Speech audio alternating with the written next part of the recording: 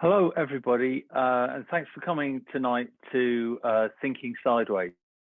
I'm James Hillhouse. I'm one of the co-founders of Leo, the online reading platform that's launched this week and is the starting point for this discussion. I'm really excited to be able to kick off this evening, which we're going to be exploring creativity, dyslexia, advertising. And I'm lucky. I've had a preview of what everyone's going to say, and I've got to say that some really inspiring things coming up. There's going to be lots of good explanation, lots of good practical help. I think maybe there's going to be some interesting debate as well in the next 90 minutes. We've got a really packed bill for you tonight. I'm really glad to say it's a bit like an old style variety bill in the way that there's a little bit of everything. So whatever your particular area of interest, you think you should find something you'll be interested in here. And actually, if we just mention the poll that we put up before we started, it seems to be there's a real mixture of interests out there, but maybe the most particular one is in dyslexia and creativity and the links between those two things. I should run through the bill that I've mentioned just really quickly. First enough, we're really lucky to have Mark Lainas with us, the Chief Innovation Officer of BBDO, and he'll be talking to you about growing up with dyslexia and the contribution he feels it's made to his career. Then we'll have Alex Fleming, one of the other co-founders, will be coming on and talking to you about the Leo reading platform. Following on from that, we're really lucky to have Steve Harrison with us, who's the author of the first book on the Leo platform, and I think is an all-time advertising great. So what a pleasure to have him here. And then the evening's going to culminate in a discussion that's going to be chaired by Brittaney Kiefer, who is the creativity and culture editor from Campaign. And it's got just a fantastic panel with her. She's got Ada McClure from Wonderhood Studios. She's got Joe Staples from Mother LA. She's got John Stein, professor from Oxford University and the co-founder of the Dyslexia Research Trust. And she's also got with her Kate Power and Kathy Forsyth, who are the authors of, actually I've got these books here, but the authors of these two fantastic books about dyslexia that we really recommend, and we're really lucky to have them here with us.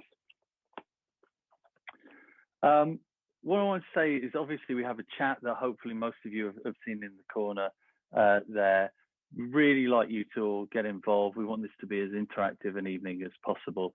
And then particularly in Steve's interview that's coming up, and also in the panel discussion, if you have questions that you would like to ask anybody, put them in there and we'll make sure that we try and get them asked to the panel. The other thing that I should say is, and this sounds maybe a bit too much like a game show, but there will be prizes through the evening. So the books that I held up before, there's a couple of signed copies of those going. And then also Steve, Joe and Aidan have all agreed to give some book crits to ad students or people trying to get in or on in the advertising industry. So it might be that you're a student watching this, or it might be that you're a tutor and want one for one of your students, but just let us know. So when you ask questions for those, if you would like one of these books, maybe put signed in brackets before your question, and if you would like a book crit, maybe put book crit in brackets before your question. But I think I've probably talked enough now, and we should get on with the evening. And the first person that we've got with us is, as I mentioned before, Mark Lainas, who is the Chief Innovation Officer of BBDO Worldwide. He's also the former Managing Director of Ogilvy UK. Mark, he is himself dyslexic. He is also on the board of the Ideas Foundation, and his interest in dyslexia has meant that he's also done a lot of work with a fantastic organization called Made by Dyslexia. I think I've probably talked enough, so I will intro you to Mark. Mark, if you'd like to join us now and take us through your talk. Thank you. Great, thanks, James. I'm just going to share my screen, so hopefully you'll be able to see the deck I'm going to talk through as well as me. I'll try and be as quick as possible. So I'll talk relatively quickly because I've been told I've got 15 minutes and this is normally a bit longer than that. But look, as James said, so I'm the CEO at BBDO. I'm on the board at the Ideas Foundation. I work with a charity called Made by Dyslexia, and kind of most proudly in all of those things, I'm now proudly dyslexic. I talk about it a lot, and that's why I've called this little presentation my not so secret superpower. I've thought for a long time that dyslexia is a superpower and there are huge strengths to having dyslexia.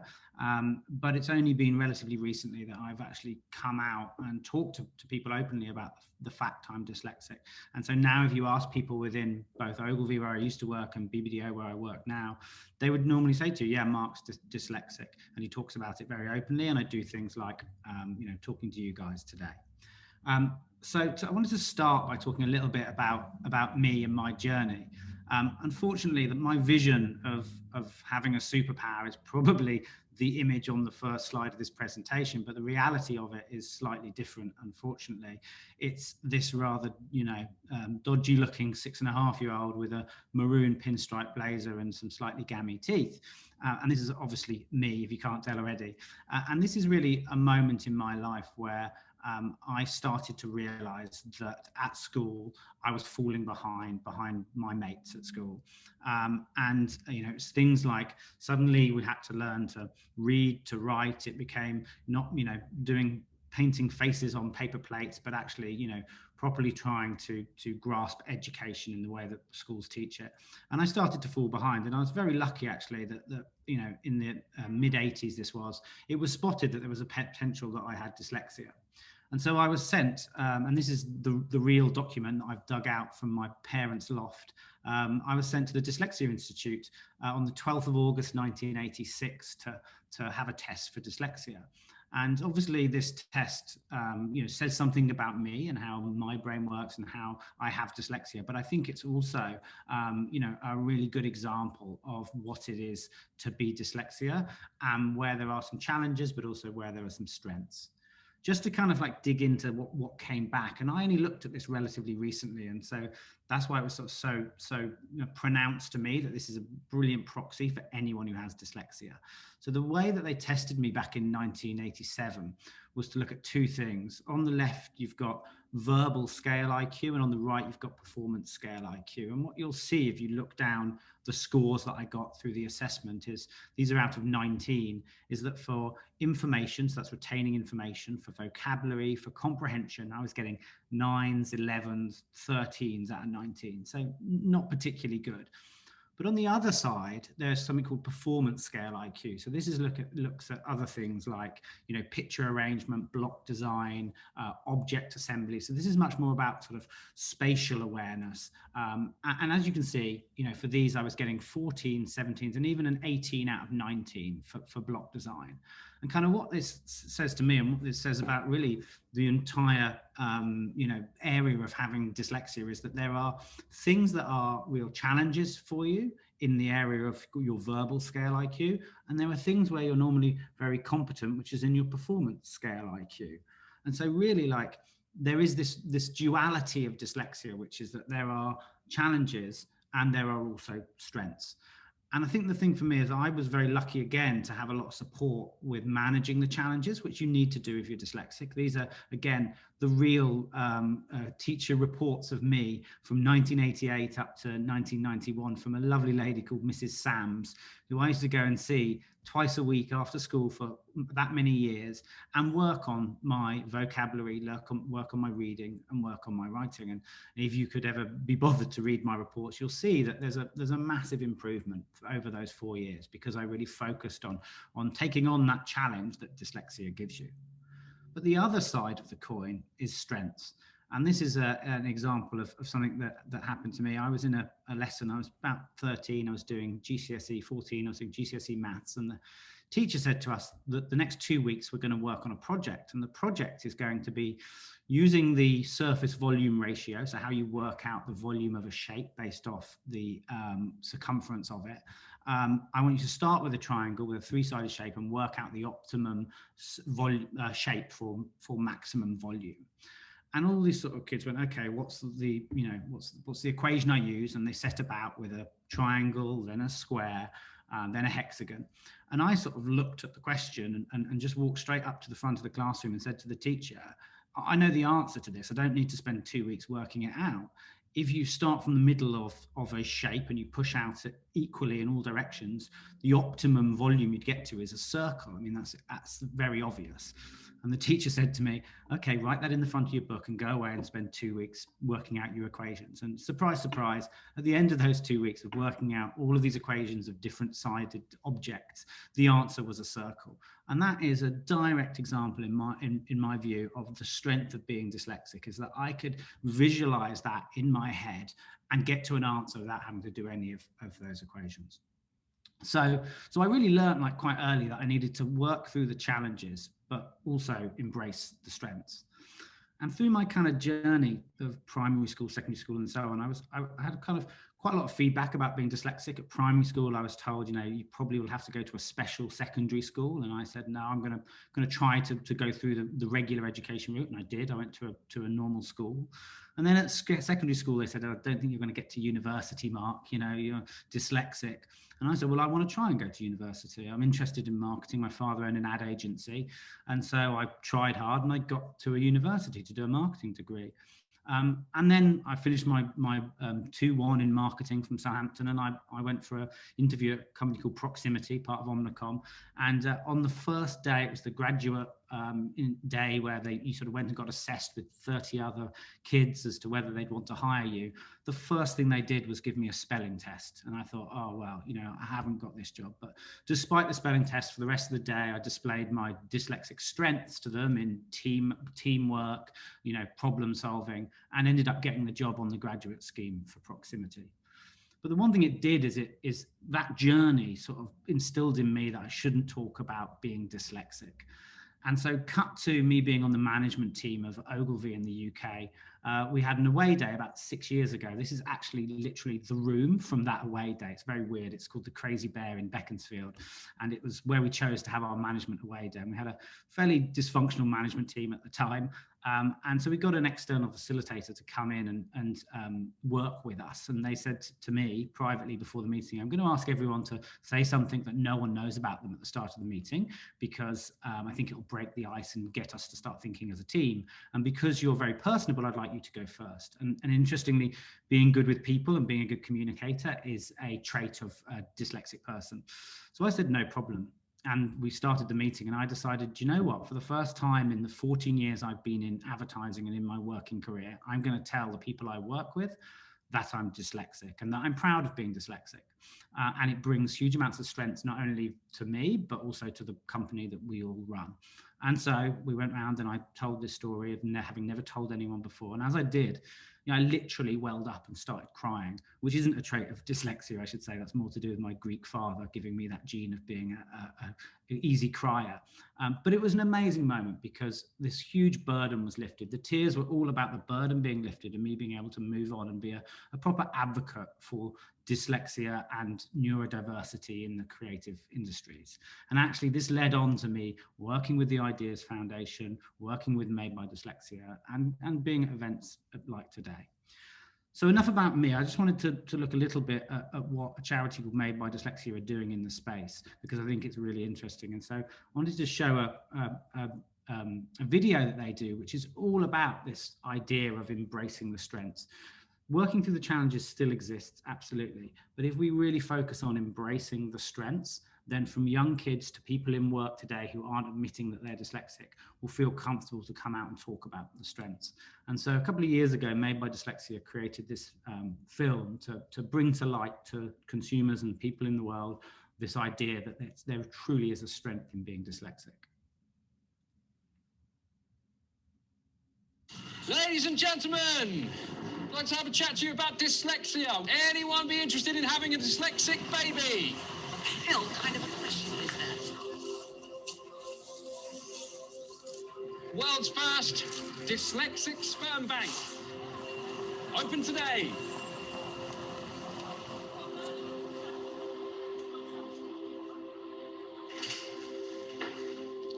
Hello, good morning. What's brought you in today? Just a bit intrigued, actually. Tell me, what do you know about dyslexia? I don't know, it's like jumbled up with writing. You know, disability. You're kind of siphoned off and put in the special room. A lot of people think that people with dyslexia are stupid. I've heard that word used a lot. Given the choice, would you like your child to have dyslexia? No, I wouldn't kill it. I have a restaurant. Right. My head chef is dyslexic. Okay. And there's certain things I just wouldn't give him to do at all. Only 3% of people see dyslexia as anything other than a disadvantage. But look at the people around this room. Steve Jobs, co-founder of Apple, inventor of the iPhone. Who's more of an icon for genius than Albert Einstein? We've got a whole catalogue here full of people who are or were dyslexic, like Thomas Edison, Henry Ford, Alexander Graham Bell, who invented the telephone. Dyslexics have a difference in their brains that makes them literally see the world a bit differently. A lot of good-looking ones. Love. Slightly jealous. Did you know that 40% of self-made millionaires are dyslexic? Say that again. What? That's amazing. It hasn't held any of them back. And the value of these individuals and their contribution to all areas is just really encouraging. And all of these dynamic achievers need to be given up as positive examples. It doesn't need to be a barrier to achievement. If you were thinking about how most people see dyslexia, what words do you think people would use to describe them? At a disadvantage. But by the sounds of it, they're not.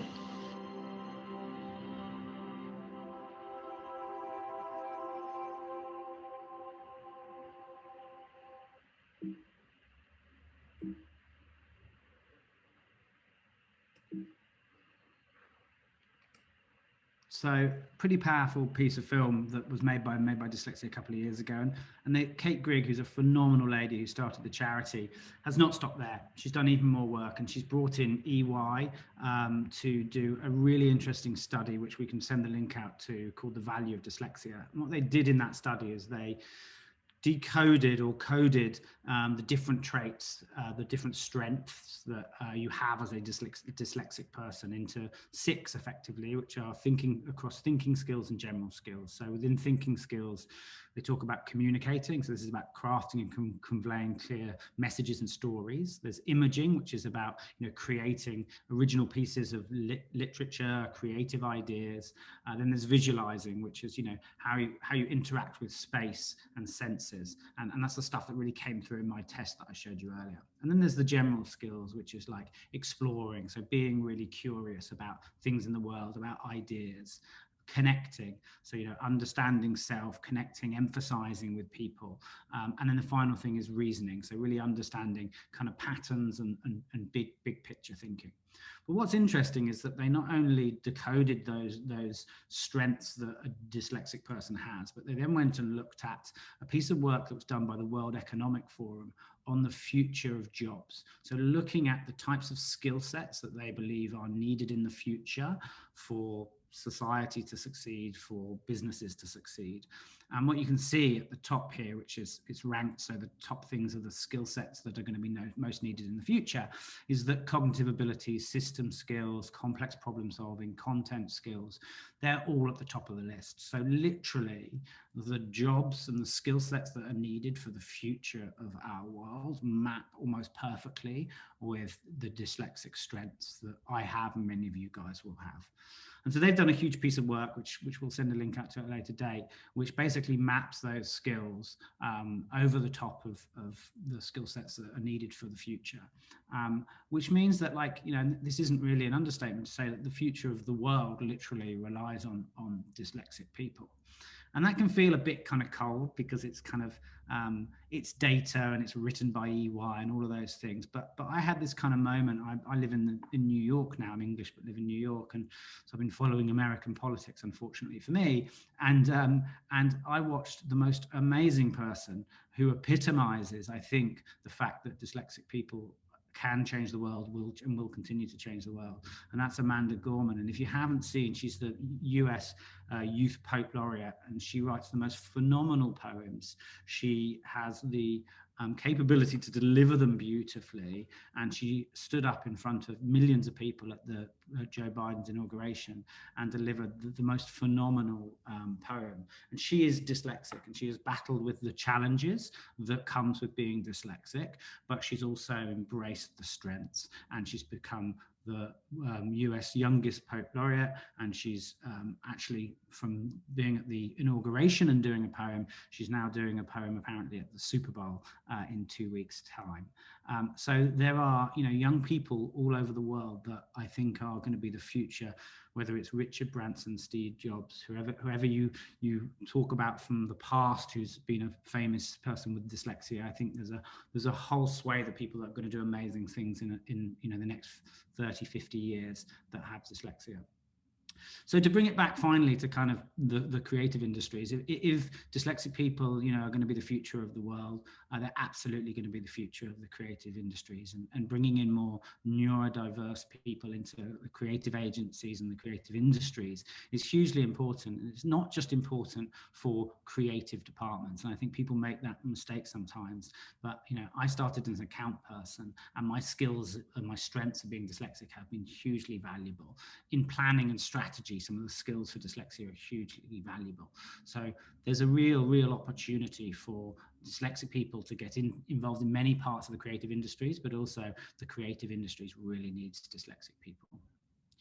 So why am I here and why am I talking? Well, the truth is that while I'm focused on this balance of really embracing the strengths of dyslexia and being a voice out in the industry, talking about the strengths of this dyslexia, the challenges don't go away. And I genuinely have to Google words when I'm writing a presentation for a client, because my spell check has no idea what I'm writing. And so I have to go onto Google. It's a hack I have that enables me to find the right word, the right meaning, and then put it in. And when I spoke to the guys about Leo, I just thought that is exactly the kind of thing that really helps you work through your challenges. And when I was at Southampton University doing my marketing degree, I would have found it so much easier had I had something like Leo that would enable me to learn the content I needed to learn in a way that was appropriate for how my brain works and how my brain takes things in. So with that, I'll pass it on to the next agenda point. But thank you for putting up with my terrible school photo and my little personal story. Mark, thank you so much. That was really great. And I don't know if you were able to see the chat whilst you were presenting there, but there was lots of engagement and lots of kind of empathy for people going through exactly the same thing. And actually talking about the chat, yeah, I know, it's fantastic, isn't it? And actually talking about the chat, can you, when you post on the chat, just make sure you're sending it to everybody and not just the panelists, because some people are just posting to the panelists, and I'm sure you'll want everyone to see what you're posting. And also actually looking at the chat, there's a really good conversation going in there as well. Like we've made an artificial distinction here by talking about dyslexia, but so many of the things that we're talking about, we're actually talking about neurodiversity. So I think that's a really good thing to pick us up on. But we should move on now to the next part. So Mark, thank you so much. And the next bit, Alex, if you'd like to join us. So Alex, I feel like I should be giving you a bigger introduction, but it probably suffices to say that Alex is one of the other co-founders of Leo, and what he wants to do is just take you through the platform and introduce it to you a little bit more. Thanks, James. So hopefully, as you all know by now, the main reason for tonight's event is for us to launch Leo, our dyslexia-friendly e-reader. Kat, James, and myself thought now might actually be a good opportunity for us to very quickly just take you through the product and show you what it is. Like Mark, we really believe in this idea of dyslexia as a creative superpower, so much so that we even named it after a really famous dyslexic person, Leonardo da Vinci. At this point, I have to give a massive shout out to our lawyer, Kirsty Brummel from Trademark Tonic, without whom there's absolutely no way we would have been able to get the name cleared. But anyway, so as we just heard from Mark, the communications industry really relies heavily on divergent thinking and people whose brains are wired to think differently, and who invariably then produce this kind of thinking naturally. And there are significant numbers of neurodivergent people attempting to break into the communications industry. And really, they should be pushing it at an open door. But in reality, there are significant barriers that stop them from being this from being the case. With Leo, we're working to address one of these barriers: reading lists. We did some research, and for 1/3 of all students with dyslexia, the university reading lists were a cause to almost reconsider whether or not they wanted to pursue further education. That number actually rises to 75% when asked if reading lists in their current form are putting people off from further education. So with Leo, our mission is to make reading lists readable, as you can see from my screen now. What's really unique about dyslexia is that it affects everyone differently. So for example, one person might be able to read and focus better when the background color behind the text is pastel green. Another person reading might be just really difficult, but if they consume information by audio, it's much easier to process. Someone else might be distracted by audio. The point to stress is that no two people are alike. So this was the one underlying principle that underpinned Leo: personalization. So making the platform as customizable as possible to try and cater to as many people's individual needs as possible. Along the way of building Leo, we're consulting constantly with students and experts to make sure we're covering the basics and addressing the key problems, because even though it does affect everyone differently, there are some recurring themes. On that note, I have to give another big thanks to the students of SCA and the Leeds College of Art. And then of course our dyslexia experts, Susan, Sally, Pippa, and John, who's actually on our panel later tonight. So if we jump into the reader, so as you can see, we've just got one book now, which is Steve's How to Do Better Creative Work. Steve, who you're going to hear from in a moment. So if we jump right on in. So this is our main interface. The platform was designed for us by a young UX designer, Evert Martin. Evert has dyslexia himself, and growing up worked with a dyslexia specialist. With Leo, we've tried to digitize a lot of the tricks and techniques that he actually learned and put into use growing up. And I'll quickly show those to you now. So Leo kind of revolves around three main pillars, which is reading, sound, listening, and video watching. And these sort of speak to the three different ways in which people consume information. So coming back to that central tenet of customization, personalization, if you click on the reading option on the toolbar, you see it comes up with lots of options for how you can customize this to make it a more enjoyable or easier experience for how you process information. For example, this gray text might be quite hard to read. Let's change it to a dark blue. Whoops. Maybe even a purple. There we go. From a background point of view, I'm not so fond of this lilac, but I like yellow, so I can give myself a pastel yellow. You can split out the spacing between the words or the paragraphs if you like. And another big thing is the fonts. So again, no two people are alike, but there are some common themes with people with dyslexia, one of which is that sans serif fonts tend to be a lot easier to read and process. So if we move to Helvetica or to Open Dyslexia, which is a font that was specifically designed for people with dyslexia. Moving on to the next pillar, which is listening. If I move into the audio function, I can now hover over a certain paragraph, click it, and then I get the option for either paragraph or chapter. If I click chapter, it will start playing from where I was. And if you be able to hear it now. As I said at the end of the introduction, this can only be achieved if everyone in the agency. So right now you can hear So while some chapters might be more used to an account executive, and others have... So let's click pause on that. A really important thing here for us is that we're using real voices. So we've gotten people from within the industry to record each of these chapters for us, because we know from our research that while text-to-speech is great, having a real voice actually go through the process of reading it to you makes it more human, makes it easier to focus. And then if I move on to video, video is something that we're actually really excited about. It works much the same as the audio function does. But while having an audiobook is now becoming more common, with the likes of Audible, I think Kindle has a text-to-speech function as well. Video is something that is completely different, and something we're really, really excited about with Leo.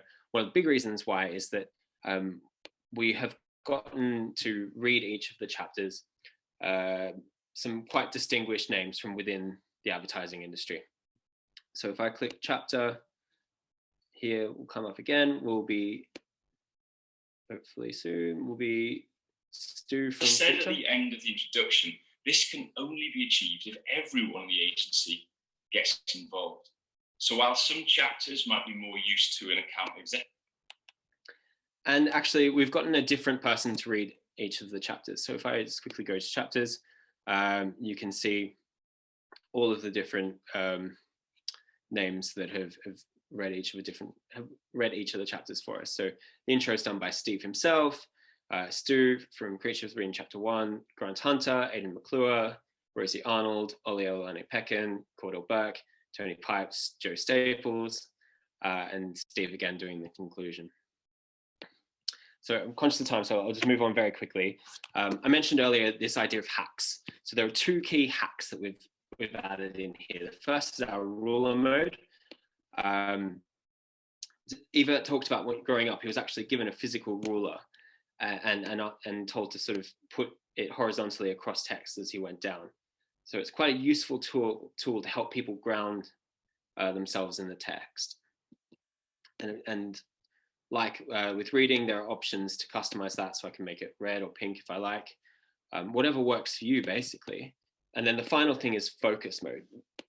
So again, this won't be for everyone, but for some people, the idea of being given a goal or a target with their reading can be really helpful. So we made focus mode to basically strip out all of the distractions. And let's say I just click 10 minutes. There you are. So users just left just with the text and buttons to change their pages. When they're done, they can just click X and go back to the standard interface. There are a couple of other functions along the way. So for example, we've got dictionary and text to speech, and we've got a help button that will, if you've got any questions, take you to our YouTube page and explain to you how the whole reader works. That's a whistle-stop tour of the reader. Just to say, we're obviously just getting started with this. We've got one book for now, but we've got big aspirations to grow the library significantly over the course of this year.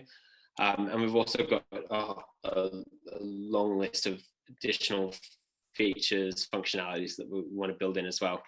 So I'm going to end with a call out really that if you're an author, aspiring author, or you're just really interested in EdTech, please do send us an email, do reach out and get in touch. We want this to be as collaborative and as useful as possible. So I'm going to stop sharing and throw back to you, James. Thank you.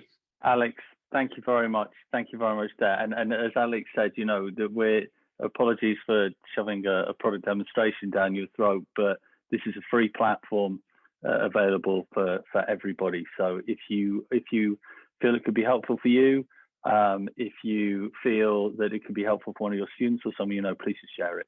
That's the last thing to say is at the end of this event, please do head to leoreader.com, sign up, have a read, have a play, and let us know what you think. Thank you, Alex.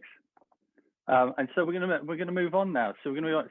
Steve, could you join me now?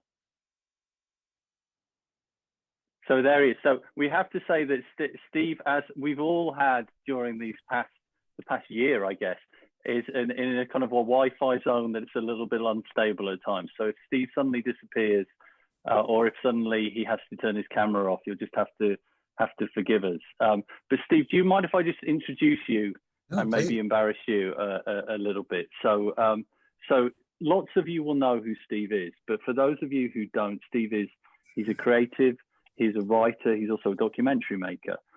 He was the European creative director at Ogilvy One. He was the global creative director at Wonderman, and on either side of starting his own agency, HTW. I think, Steve, I can embarrass you by saying, I think when you were HTW, you won more Cannes Lions in your discipline than anyone else in the world. Yeah, that's true. An amazing. Yes. No, that's a good thing to have against your name. He's also actually the author of a collection of brilliant advertising books on the industry. His Howard Gossage book, I think, is Howard Gossage was one of your great influences, wasn't he, Steve? And it's a fantastic book by itself. And then his latest books, which some of you might have read, Can't Sell, Won't Sell. It's already an advertising bestseller. And I think, Steve, it is fair to say it has caused plenty of controversy and plenty of good, positive debate around its central contention of advertising needing to take a step back from its obsession with purpose and start selling again. But the reason Steve is here is that he wrote a book called How to Do Better Creative Work, which is the first book on Leo, and we are incredibly pleased that Steve gave us that book. I should say, gave us that book for free to have on Leo. And I'm delighted that you're here tonight, Steve, for us to ask you some questions. The one thing I would say to everyone is just a reminder that I will ask Steve some questions because I'm nosy and I've got some things I want to find out. But please post any questions that you would like asked in the chat, and we'll try and get some of those asked too. And if you want to get a book crit from him, then please put book crit in the brackets, or if you want to get it for your students as well, because I know there's some tutors here. So Steve, can I start by asking you about how you got into the industry and ended up as a copywriter, because you didn't do it in the typical way, did you? No. May I start by saying how honoured I am that you've chosen me? So, frankly, I think I need that goes without saying, but I am very honoured. No, I'd love to tell you that I repeatedly left home at 14, James, and went down to London and had to be brought back by irate, worried parents, and I was trying to, and I eventually got a job in J. Walter Thompson's mailroom at 16 and pushed ads underneath the creative director's door until eventually they took me on in classic, kind of advertising style. But no, to be quite honest, I didn't get start in the industry until I was 29. And if you'd asked me who Abbott Mead Vickers was then, I would probably have hazarded a guess that they were Chelsea's midfield in the 1950s. So no, I was 29 years of age. I didn't know what Ogilvy and May the Direct was, but I knew for damn sure that I needed a job and I was desperate.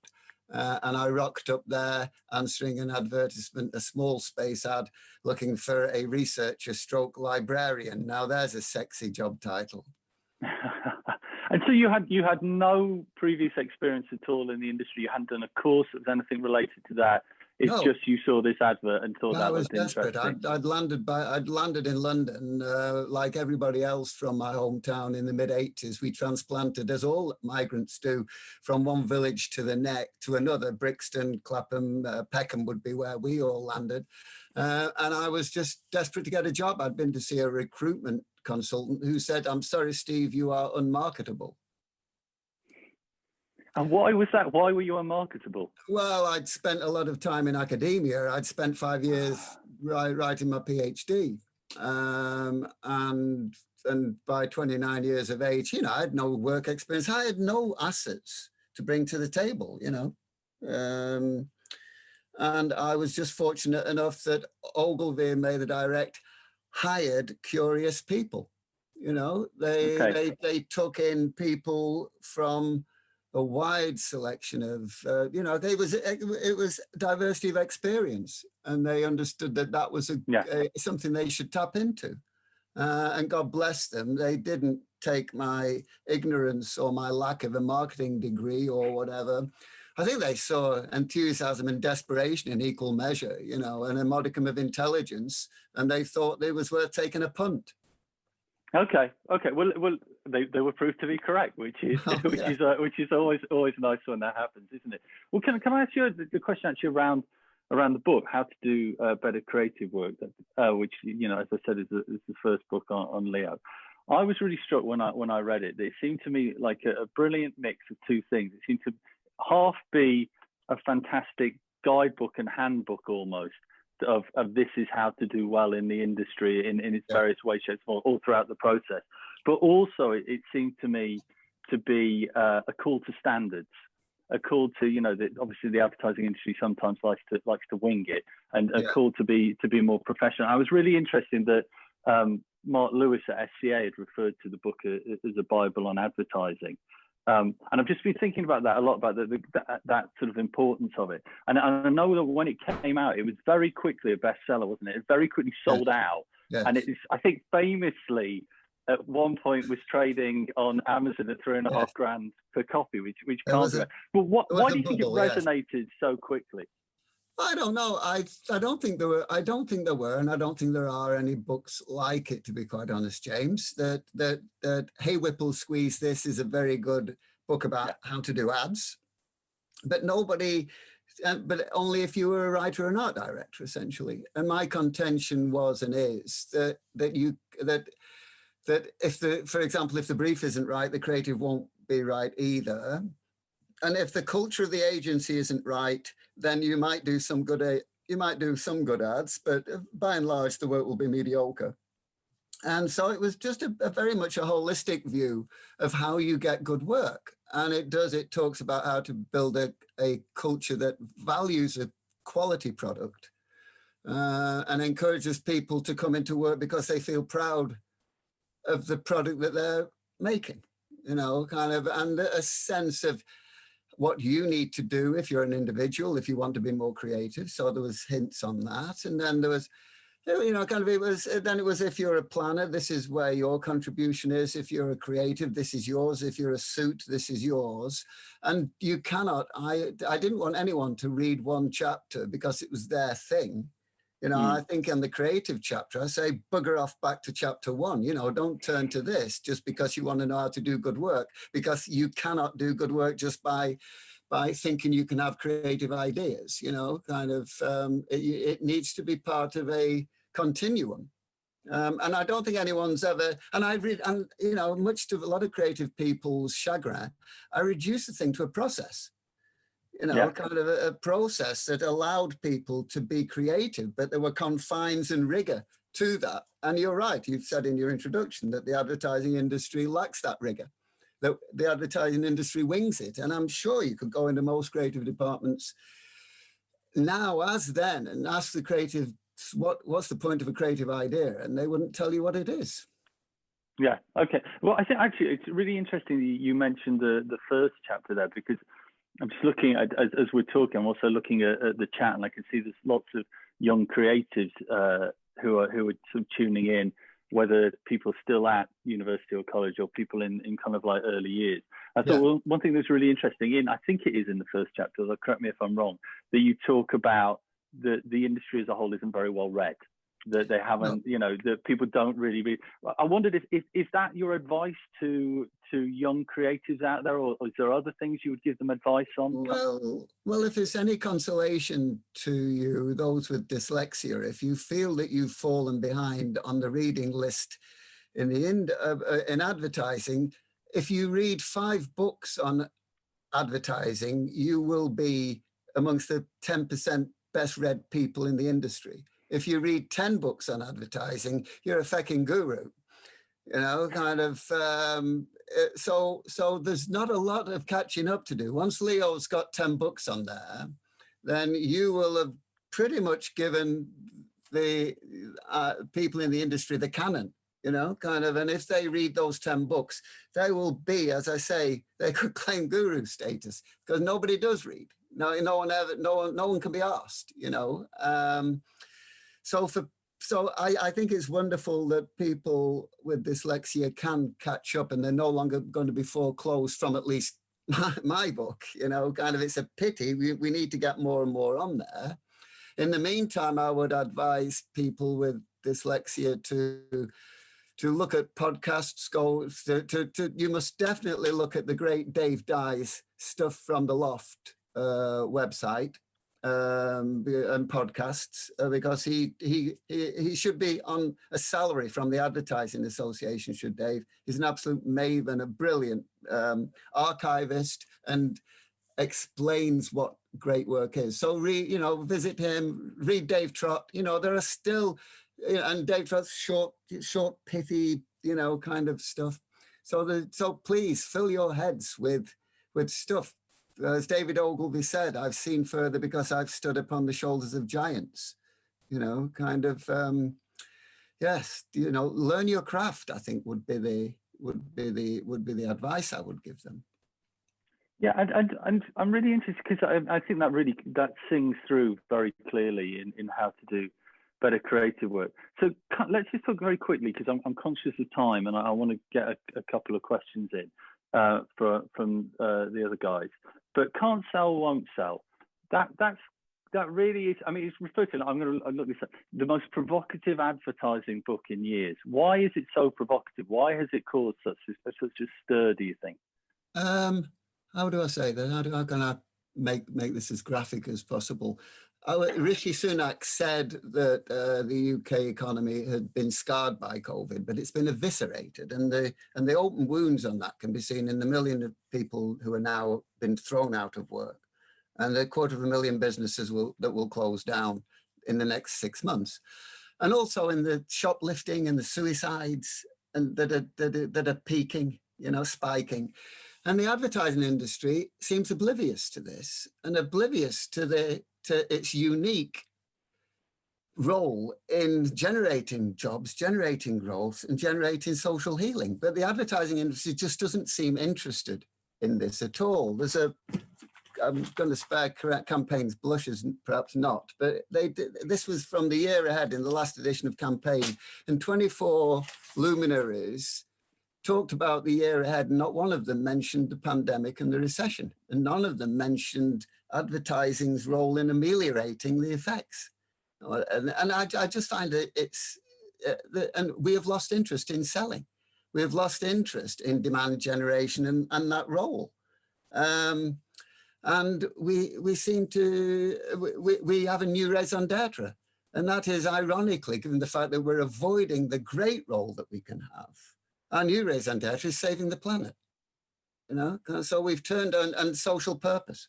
And so we've turned our back on what is our primary role. And at this time of crisis, the one that we are most urgently required to perform, and we just don't seem interested in it. Over the past 12 months, there isn't one industry figure who has talked about advertising's economic value. Perhaps Nigel Vaz of the IPA, but not one figure from the industry has talked about what role we can perform in this time of crisis. And that is, how can we start creating jobs? How can we start creating growth? How can we rescue businesses from bankruptcy and millions of people from the misery of unemployment?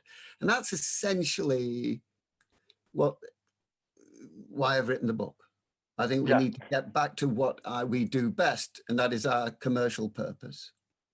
But I think also one of the great things about the book is that it provokes a reaction, right? So whether you agree or disagree, it's not something that you can sit on the fence about. And I think that's one of the reasons it's taken hold so much, hasn't it? Yeah. Listen, I'm really conscious we're running out of time, Steve. Sorry, I'm so sorry. No, but I just want to get in one of the questions from one of the students. So probably got about a minute to answer this, but quite a big question. What are creative directors looking for when they critique a book or critique a portfolio? I don't know, but if I can give you a tip coming from my direct background, and that is, you've got much better chance of getting a response from a prospect the more you know about them and the more they feel you know about them. So if I was writing to the creative director of Abbott Mead Vickers, I would have a book full of scamps of work that his agency works on.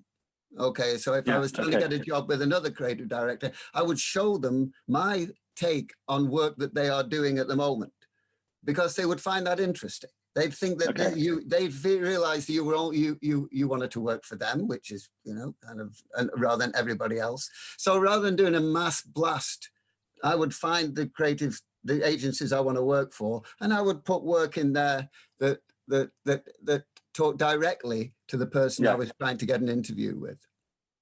It's great advice. It's great advice. Take the thing they're interested in. Listen, I'm so sorry, Steve. We have to finish now. But I just want to say thanks for coming along tonight. But mainly, thank you so much for letting us have your book on the platform, because one, it's an incredible act of generosity, but also it's just a fantastically perfect book for any student trying to get into the industry. Well, thanks for letting me, and also thanks to Alex and to Kat and to the wonderful people who did the readings as well, especially my old mate Cordell. All right, good mate. Yes, no, he's very good. He's very good. Thank you, Steve. Thanks so much. Your Wi-Fi survived the dive. Cheerio. Cheerio. So thanks very much, Steve. There. So, Brittaney, could you join me now, please? Brittaney. Okay, so Brittaney is going to take us through the rest of the evening, really, if that's okay. She's going to introduce the panel to you, but Brittaney, do you mind if I introduce you first, sort of like just embarrass you a little bit? So, as I said before, Brittaney's the creativity and culture editor at Campaign. She's a frequent host of their podcast as well, and has, I'm sure anyone who reads Campaign would agree with this, I think, written some of the most thought-provoking pieces in the magazine over the past year. There is, I mean, if I can call out the piece you wrote on bullying was just fantastic. I think we might try and put that in the chat, really. And she's actually just written a really compelling piece on neurodiversity that will be coming out in the middle of next month. So Brittaney, I will hand over to you now. Oh, thanks, James. Thanks for having me. So I'll just quickly reintroduce our panelists. So we have with us Kate Power and Kathy Forsyth, who are co-authors of 2 books about dyslexia that James showed at the beginning. John Stein is a professor at the University of Oxford and one of the UK's leading experts in dyslexia. Aidan McClure is founding partner and chief creative officer at Wonderhood Studios. And Joe Staples is executive creative director and partner at Mother LA.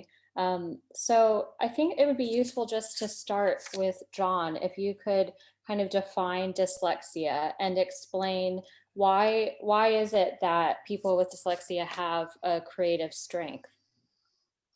Well, first of all, thank you very much for asking me to talk. I feel rather out of my depth here because I'm not an advertising person at all, though I admire them immensely. And I'm going to start with a rather negative view of dyslexia, you'll think, but I hope it'll move it to something better. Dyslexia is defined as trouble with reading in the presence of normal or high oral and non-verbal reasoning. But it's much more than that. It's really a different way of thinking. In particular, what we call a holistic mode of thinking. It's not a disability at all, except when reading is concerned. I always say that dyslexic brains are very different, but if they can survive their schooling, then they can show their incredible talents, because what dyslexics can do is they can see patterns almost at a glance. I was very struck by Mark's talking about how he saw the sphere immediately and how important it was, how he could see that that was the best way of maximizing the volume. And that's absolutely what dyslexics are like. They can see whole patterns at once. They can see missing bits. They're not stuck in the boring linear thinking way that most of us think.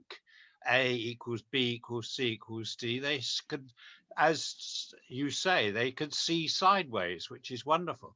And that is why their creativity is so great. I could tell you a lot more about the neuroscience of it, but I think I've made my point. They are unusually creative because they have these different brains. Right. So It'd be great to hear from a few of you what it's been like to grow up with dyslexia. So Aiden, I know when we spoke, you talked about how going to school, there were some aspects of school and university that you found a bit more challenging. Can you talk about that? Yeah, sure. Hi, everyone. Yeah, it all started with a jam sandwich for me. Because when I was in primary school, I was sort of seen as slightly disruptive and not concentrating, but able to do certain things. And they just thought I was tired and getting a bit hungry. So the recommendation was to have an extra jam sandwich in my packed lunch. And that was sort of the first sign. And then I distinctly remember the sort of day that my mum said, right, we need to get you checked out. When I think I was about 7 and asked how to spell my name. And that set the kind of ball rolling for me, sort of getting checked out and diagnosed. And I was quite fortunate in the sense that I was brought up in Cambridge, where there was a huge amount of research done. You know, that would have been the sort of mid 80s, and I was used as a bit of a guinea pig. But what that meant was I quite early on got quite a lot of help, and Mark said something similar, but because of that help, I think it really made me aware of, you know, the slight sort of weaknesses, but also the strengths, and you sort of find ways of becoming very resilient to those weaknesses. And actually, the thing for me that was the game changer was technology, because at that time, I think I was probably one of the first generations where computers were part of the curriculum. You'd go into a special room and work on computers, but Microsoft Word was just an absolute game changer for me, which is quite funny thinking about it now. But the spell checker function and not having to write things down with your hand just became a really, really important thing. But I think what happens is throughout kind of school and secondary school and then universities, you find workarounds and you become resilient, and you sort of, in a way, find ways of making sure you're not exposed by dyslexia. And it was interesting, I do exactly the same thing with Google. So my spelling's so bad, the spell checker doesn't pick it up, so you have to go to Google to sort of find the definition. But then equally, it's finding alternative words for things. So if you just cannot spell a word, I just find that I think of another word that's the same or gets across. So, and you quickly swap things in. And I think that sort of resilience and sort of workarounds have been what stood me in good stead for advertising, actually. But yeah. Yeah, Joe, what was your experience been like? I was diagnosed when I was 21 or something, like writing a thesis at St. Martin's. So I'd made it through to a certain extent, and it's emotional hearing people talk about all these things, like Google from the start. Like I never wrote a check in my life. I'm old enough to have lived through the era of writing checks because I was just too embarrassed to write things wrong. And then there's that kind of my thinking ability was there. So I've basically spent my life trying to think as broadly as possible and execute and talk and write as simply as possible, which it turns out is really good for advertising. And I'm thankful that advertising found me. I kind of feel like I was the shape of block that fit into the thing it needed, which is ability to talk and listen and then say things really simply. I made it to like 21 with, I've been reading people's chats here, and that's kind of a crazy one, which is I made it, every single one of my school reports was exactly the same. My mum and dad might actually be on this today, but they'll also tell you that Joe's really smart, but he's so lazy. He could do it all if he actually concentrated. And there was this horrible, horrible theme. So probably the two most emotional points in my life were like being diagnosed and having this weight lifted off and allowing this superpower to come out. And then my son being diagnosed too, which was, I can actually help. I can help, not from 21, I can help from 4 or 5 years old. So I think that the coping mechanism was basically, and I know it's not necessarily scientifically true, but it was, I got my 10,000 hours in before I was 10 probably, because I was practicing covering it up. And that covering it up, once you start exploding it, it's so much fun. So Kate and Kathy, I know that you wrote your 2 books for your children, who each of you have children who are dyslexic. Can you talk about what from their experience inspired you to do that? And then it's really interesting because you've spoken to a whole range of creative people across different industries, not just advertising. Did you recognize any common themes when you were interviewing them? Yeah, they were very much so. Yeah, everyone hated reading out loud. I'm dyslexic, and going through school, one of the worst things for me was trying to hide at the back of the classroom, try and work out what paragraph I was going to read so I can work it out, so I could read it in advance, so I knew how to get through it. But yeah, that was the most common thing. When we interviewed our 54 amazing dyslexics, one of the first things they said, it was like reading out loud was just it was the most horrendous thing, and it's almost stayed with them. But what was really lovely is that everyone we interviewed, they were lovely, empathetic, charming people. Once you started to talk to them about their dyslexia, it got emotional because it opened a whole can of worms. You kind of, you know, they were open, and they just said all these stories, absolutely. And they really connect emotionally, I just think, and that's because maybe they struggled as, you know, going through the educational system where you're just seemed lazy or stupid. Yeah. And so Kathy and I obviously kind of worked in the creative industries, and then we got through school, and then we're surrounded by amazing creative dyslexic people. So then, you know, we're having happy times. Yeah. And then it's when we had our own kids and we started watching their self-esteem plummet, we thought, oh, you know, we know that it's bright the other side, but they've got to get through the education system. So that's why we wrote the first book, which is all aimed at understanding what your challenges are, because everyone's different. So if you know what your challenges are, then you can sort of get your coping strategies sorted. And then the second book was more aimed at when they were at secondary school, and they could then be inspired by all the different types of creative jobs that are out there that aren't just 15 subjects that are topics in the classroom.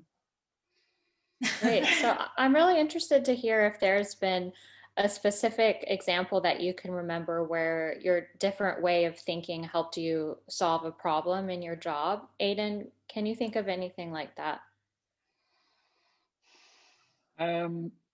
It's weird because it's funny, you know, getting involved with Leo and this talk and stuff has made me think a lot more about dyslexia. I have to admit that it's not something I talk openly about, and I've always, because of workarounds and stuff, I'm not particularly open about it. But the more I think about it, the more I think about the things that I do every day to help me. And I don't think there's one thing that I can pick out, I'm afraid. It's more that I feel very lucky that I've arrived in advertising, which is an industry that absolutely is perfect for dyslexics.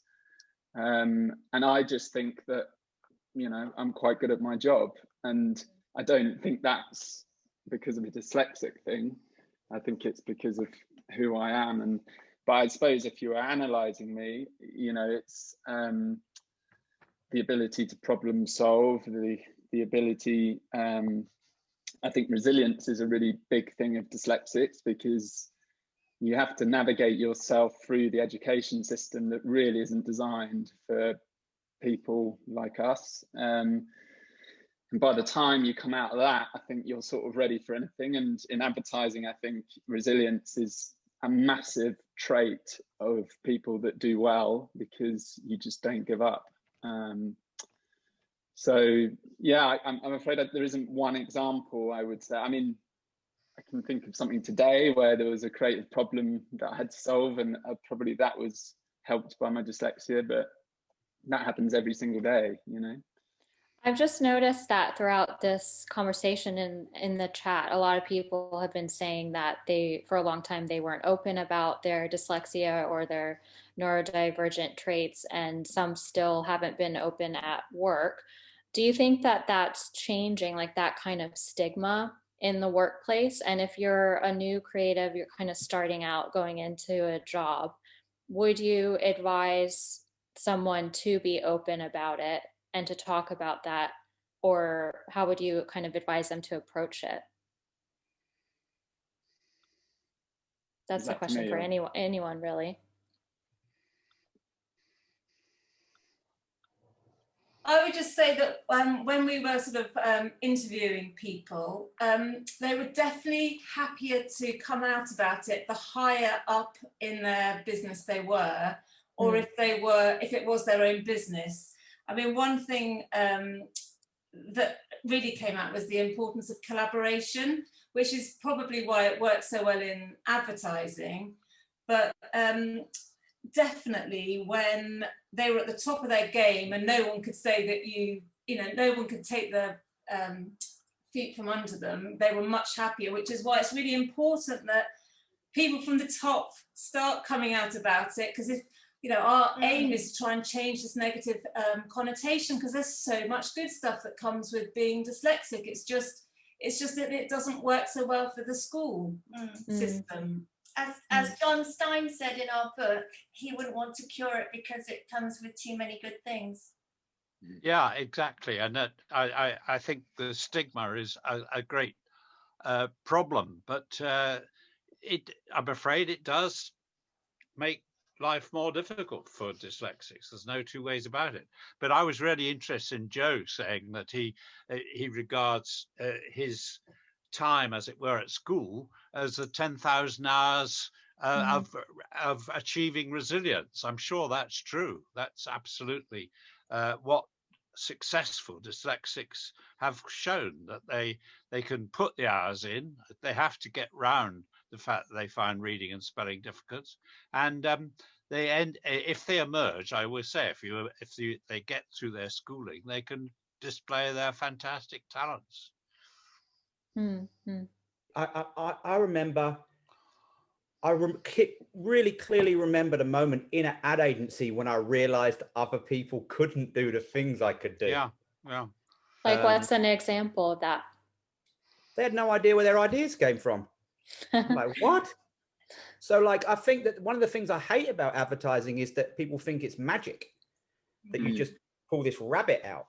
And I know where all my ideas came from. I know what I was thinking. I can smell where I was.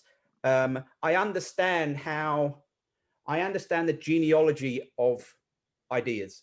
So then it makes creative directing way easier than somebody who isn't dyslexic, because my job as a creative director isn't to say do more or keep going or whatever. It's to help unpack somebody else's thought processes. So for me, the thing that really helped was, because I have some sort of ADHD all mixed in with this lovely pot of stuff, my brain just goes quick, and like all dyslexic, I'm making links. And what I had to start doing was breaking down a process. It's so lovely, emotional even to hear Steve talk about the process of creativity. I can teach people how to do this thing. So I was at Wieden & Kennedy in Portland. There's 650 people. I was running the office. I could break down the point in which the idea went off track. So we start here and we go here. And then also there's a beauty of giving yourself an amazing playpen for a few hours. Like, just spend 2 hours thinking about why you hate it. Why are you dissatisfied? Why is it stupid? Why doesn't it work? And then in 2 hours time, you come back and you flip that and that from dissatisfaction to ebullience. And you go, but why are these things beautiful? And then you start to kind of grow this system, which allows people with dyslexia to understand the processes they're doing already, and to show them you're doing this shit no one else is doing. And then also I essentially feel like I am teaching non-dyslexic people to be a little bit dyslexic, because it's brilliant. Well, our future depends on people like you, so we must work out a way of making sure that those talents are not extinguished way too early. And then people end up in jail and things because their life is so dispiriting. They have such misery. That's what we've got to avoid. Can you actually expand on that, John? Because one of the big reasons for having this event was to talk about how the future of the ad industry is dependent on neurodiversity. Why is that? Well, I think it's back to what I was saying. It's the fact that we need people, well, the ad industry in particular needs people who have this holistic way of thinking. They can see patterns, they can see connections, and they can communicate them. So it's not actually pulling rabbits out of a hat, but on the other hand, it looks to other people as if it's pulling rabbits out of the hat. And that's the problem. That's why it's so important that this talent, I will call it, of dyslexia is mercifully connected with good communication. So most dyslexics are really good at communicating their ideas, even though they can't write them down or spell the bloody words. So Leo is a great example. Oh, go ahead. Sorry. I was just going to add that I do think advertising is kind of like the promised land for dyslexics, and getting through education is the kind of scary bit, where people can fall through the gaps. And you know, I remember, you know, because you get extra time and you sit in the exam hall afterwards and all your mates get up and they're making faces at you as you leave. And, you know, it's kind of, just a system that just doesn't suit, you know, people who think differently. But I strongly believe actually the most creative agencies, you know, I've worked at a number of different really great agencies. They're incredibly supportive of different thinkers because it's part of their product, you know, great ideas, you know, so you're really in great company when you arrive in advertising agencies. So I think and that's why I think Leo is so important, that we need tools to get people through education and reading lists and all of that slog. And then once you get to advertising, you can have the freedom to think and show people what you can do. It's just getting people there that I think is the real challenge. Yeah, so that's a good segue to what I was going to ask you about, other tangible things that the industry could do to help not just dyslexia, but, you know, neurodiversity, bring more neurodivergent talent into the industry and foster that talent once it's there, because it's already part of the industry. What do you think we can do? Well, I think supporting things like Leo is a start. You know, I think the advertising agency needs to get a bit upstream and help students come through. Because as I said, I think once you're in advertising, you know, it's a wonderful industry where you are trying to make everything simple, and it's not about long text and long kind of thought pieces. It's about simplification. And, you know, you get given a laptop if you work at an agency, you get given support, you know, tech support and all of that stuff. For me, where advertising can help is by supporting colleges and supporting people who are doing wonderful things like Leo, really. That's my thought on that. Can I add just one thing? There is a movement, I'm afraid, to say that dyslexia doesn't exist. And one thing the advertising industry can do is show that it does exist and that it is an advantage. And if we refuse to accept that it exists, it will mean that people won't get the kind of help that you, Alex, and you, Joe, did get. And that will be appalling. So I think it's really important the advertising industry extols the virtues of dyslexia and getting people diagnosed, I'll use that medical term, early so that they can be helped. What about the workplace itself, like within agencies or offices? I know that's shifting a lot because of COVID and remote working. Do you think there's tangible things there that we can change to be more supportive? Joe, do you have any thoughts on that? Well, I don't know the answer. I do think it's interesting that the more senior you are, the more comfortable you are talking about it, because to previous talker's point, you can say, like, you can't question this body of work. So now you feel more comfortable talking about the thing. I also had panic attacks a decade ago, and I, at the same time as running an agency, right? And I'm not embarrassed by having panic attacks. I'm certainly not embarrassed about dyslexia. So being able to stand up in front of people and talk about those things, it was amazing how many people would come to me afterwards and say, that's why I can't go on subways, or whatever. That's why I don't like flying, whatever these things are. And then to be openly dyslexic and celebrate it and extol like, I have whole presentations at some point I'll show people, which is like, this is how I think. This is how I think dyslexia has helped me think. And if you do it, you'll get to good ideas. It's almost it's horrible to have something that's both creative and foolproof, because they shouldn't really go together. But there are ways to think that we will do normally that other people can learn from. I think that openness is maybe the first step. Do you want to be in our next book, Joe? Yeah.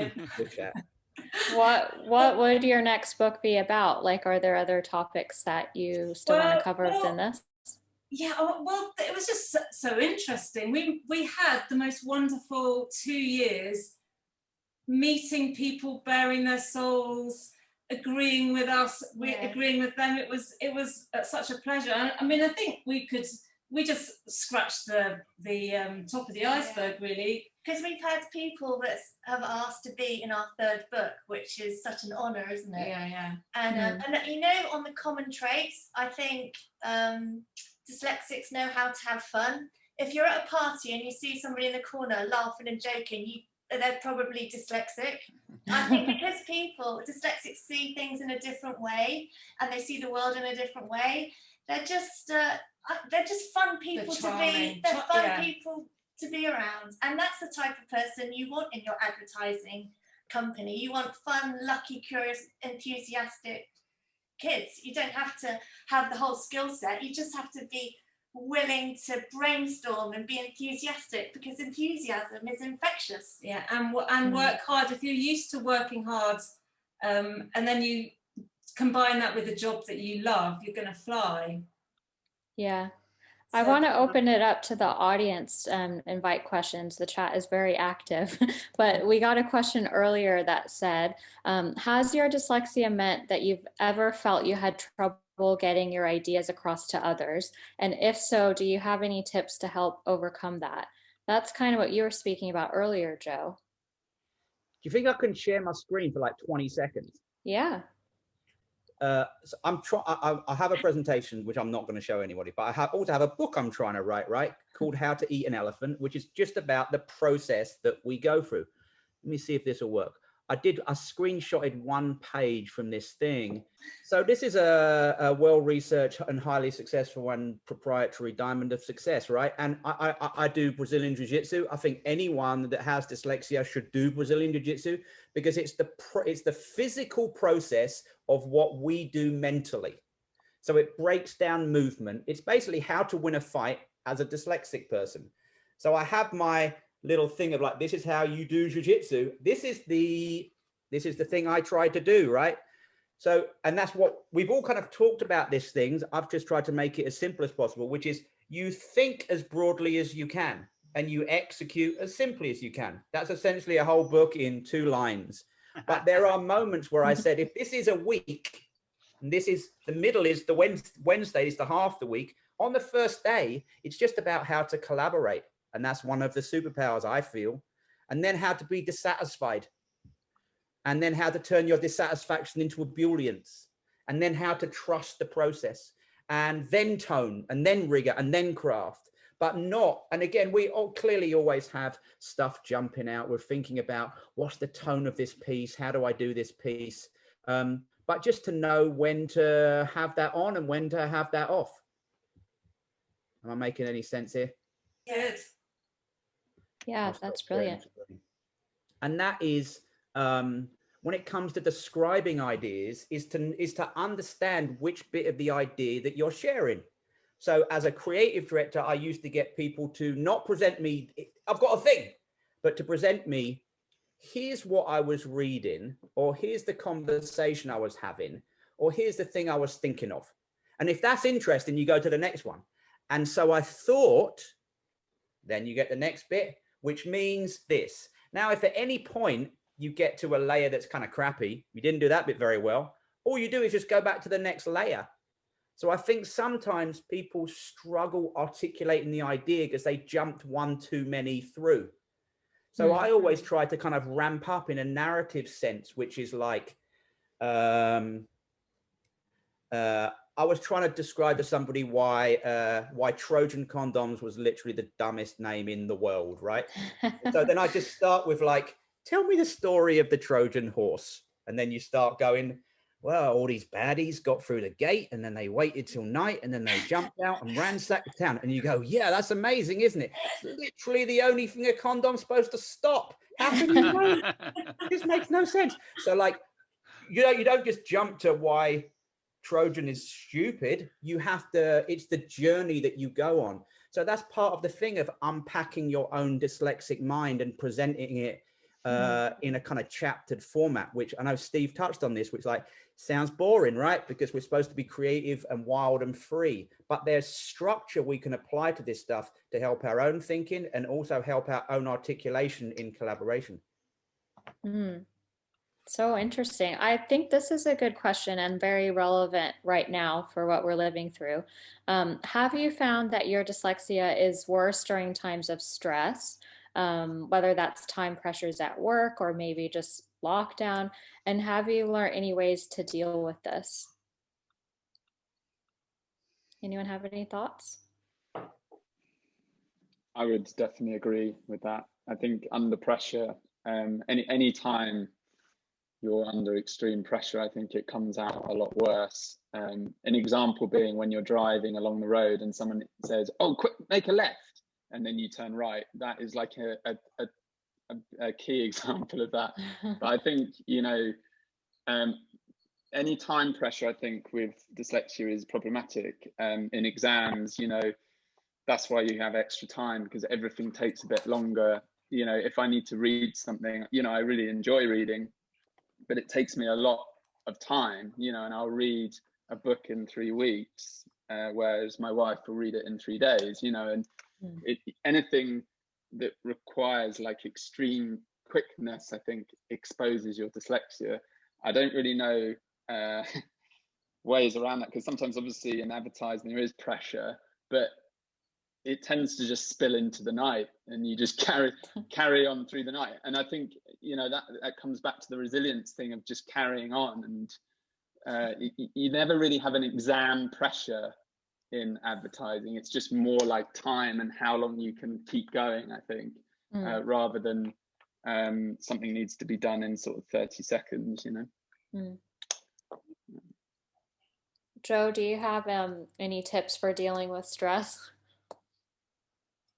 Some of them are illegal. Am I allowed to talk about those too? Maybe not. Well, they're legal in Oregon. Okay. No, I think that this is the thing. Is like meditate. It's a big fucking deal. Exercise. I find that to help slow me down a bit. And then this is the reason that I try and get people to work within some sort of system. Is the hurry up thing is the worst thing anyone can ever say. And that is, in jiu-jitsu, my job is to, when I'm literally fighting somebody, my job is to get them to panic. Because when you panic, you make really, really, really bad decisions. And then I win. And I think that like you have to be empathetic to yourself in those situations, which is this diamond, it doesn't matter. It's not like this is one day, this is one day, this is one day. This is half, and this is the second half.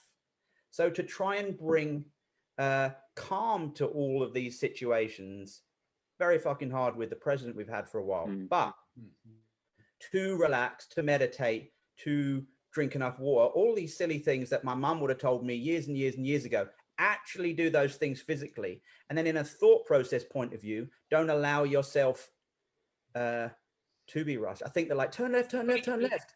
is a perfect example. It's when we all make bad decisions. I think another thing, just listening to you, Joe, what I do as well is just don't leave things to the last minute.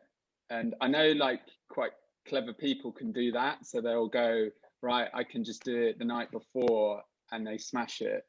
I just cannot do that. And I'm an absolute geek for when someone says, right, you need to start working on this, I'll start working on it now, and I'll work really hard on it. So I know it's quite cool to leave things to the last minute, but I never ever leave things to the last minute. I give myself as much time as possible. So you just don't expose yourself. It's that whole exposure thing, I think. Does anyone ever get imposter syndrome? And maybe going back from when you were growing up and you were in school, and that shaped to your confidence, and how would you deal with that? Everyone does, don't they? And if they say they don't, they're lying.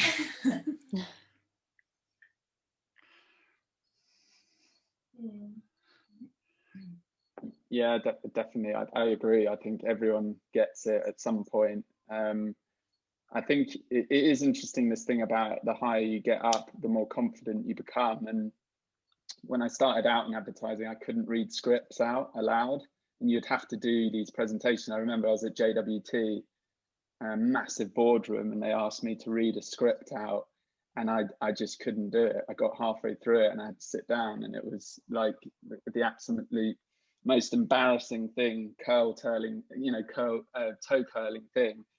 And then over time now, I love reading scripts now, and I take my time and I really love each word as I do it and really relish it. And I don't know what's changed. It's just experience and confidence. And I was so nervous starting out in advertising, and now I think I don't know, I just don't get that anymore. And I don't know what changed, but you know, I just think anyone who's at that stage now, don't worry. It's an experience thing, maybe. I don't know.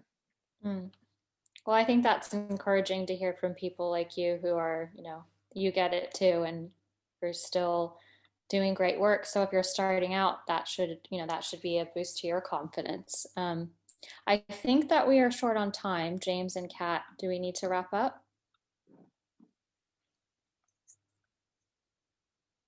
Hello, sorry, yes, I feel a party pooper coming in and saying it's home time. Everyone leave now. But yes, I think we do need to wrap up. So if you don't mind, I just want to say thanks to all of you guys on the panel. That was, I kind of forgot I was meant to be linking all this and was just enjoying it. It was so fascinating, the stuff that you're talking about and the examples that you're bringing to life. And I don't know if you've been able to look in the chat while you've been taking part, but I think everyone's agreeing with that. So thank you so much. And also I want to say thank you to Mark and to Alex and to Steve as well. Yes, please come back if you can. Really appreciate all the time that you've given, and again, just referencing the chat all the way through, people have been enjoying what you've got to say, and also you've stimulated a lot of debate within the chat itself, which is fantastic.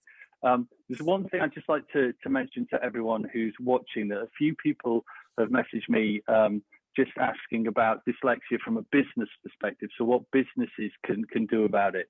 And there is a really good sort of like manual guide that the DMA talent have done, which we'll try and post the link to in the chat, but is really worth checking out if you are interested in that side of things. But listen, the final thing to say is thank you so much for being part of this.